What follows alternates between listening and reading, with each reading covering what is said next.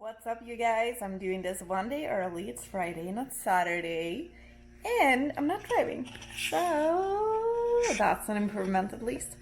This week has been one of those weeks that flew by, and I haven't really been feeling my best. I think I've had this is my own diagnosis, but I do recognize all the symptoms because it is what I had back when I had Lyme disease, and this is so similar. So I think what I've had is a Lyme flare-up, and I'm gonna get some tests with the doctor on Tuesday, and she is gonna include some of the Lyme tests as well. I do know that when you've had it one time, it will always show positive in your body. So I don't really know if they can actually tell if it's active or not. But, well, that's up to her to figure out. So it's been one of those weeks. And I've been resting a lot. I haven't been able to get my workout in as I should. And not my steps as well as I would like. But some weeks are just like that. You just have to adapt to the challenges you have at hand and do your best. So the only thing that I can impact in those situations, it's not like pushing my body and really like pushing myself through the workouts. It's actually so important to prioritize rest and recovery, but also make sure that you still eat good and that you drink enough of water, and just stay hydrated and move your body as much as you can, but don't push yourself too hard. I like to go out on slow walks because it really helps me personally. It helps me mentally to get some fresh air, and I'm really lucky to live in LA, so I have the sunshine, which is really positive as well when it comes to recovery. I do know that a lot of people are sick right now. It is that time of the year. Just really make sure to eat a lot of like healthy food, a lot of vitamin C rich foods, and stay hydrated, because staying hydrated will help you so much. And I know in like Sweden, for example, you're not going to get as much sunshine, so make sure to get your vitamin D in.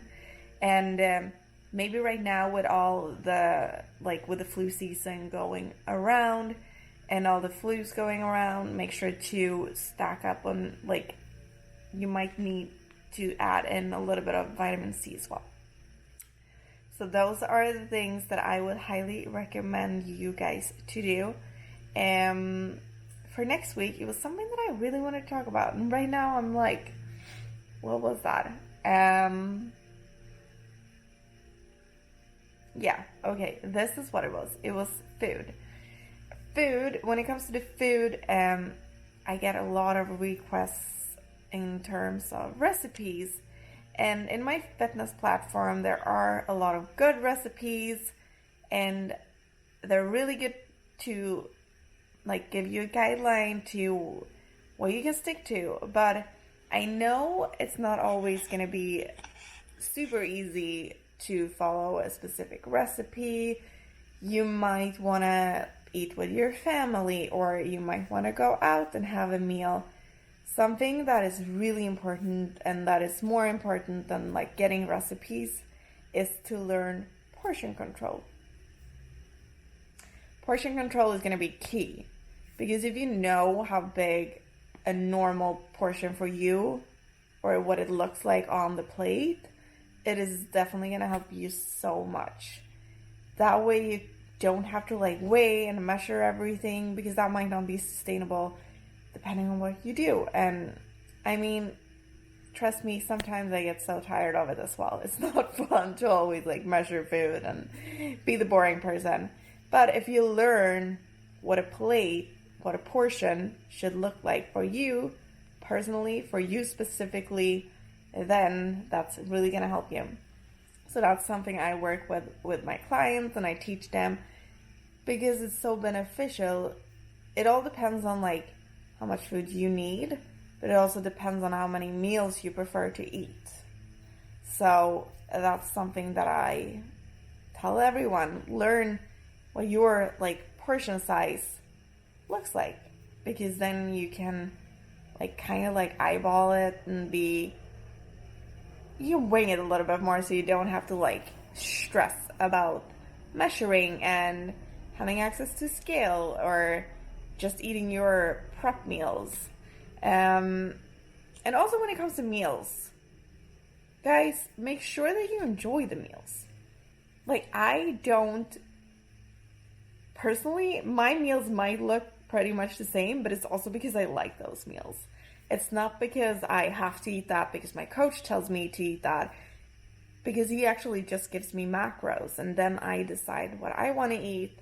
But I love those few meals that I make, and it's usually like, ground beef and rice and avocado, or ground beef and sweet potato, and I really, really just love those meals, so that's why I eat them. And I know it might sound crazy, but it is so important that you like the meals that you're eating. So make sure to weigh them, like make sure to make like a portion size of what you're eating and make it fit into your macros in a day. Because if you can eat meals, if you like all the meals that you eat in a day, that's going to help you a ton. Because you're going to be able to enjoy the food that you're eating, and you're still going to be able to stick to the plan. So that's my tip for this week. Really make sure to learn your portion size, what it looks like.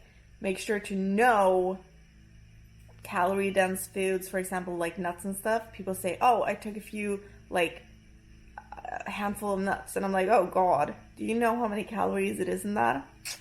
That's the video I'm going to do on a later occasion, but make sure to read up on that, because some of those more calorie dense foods, if you just eat a little bit of that, it might mess up your day. I'm not saying that you should skip it. Just be aware of how much you can eat of like peanut butter, nuts, etc. So learn your portion size. Make sure to like decide on how many meals you like to eat in a day, and then split it up between the meals. Include meals that you actually like, because then you're going to be able to stick to the plan. It's that simple, guys. You should enjoy what you're eating. It's going to be so much easier to reach your goal, and you're going to be happy while you do it. So make sure to plan out meals that you like and then stick to them, okay?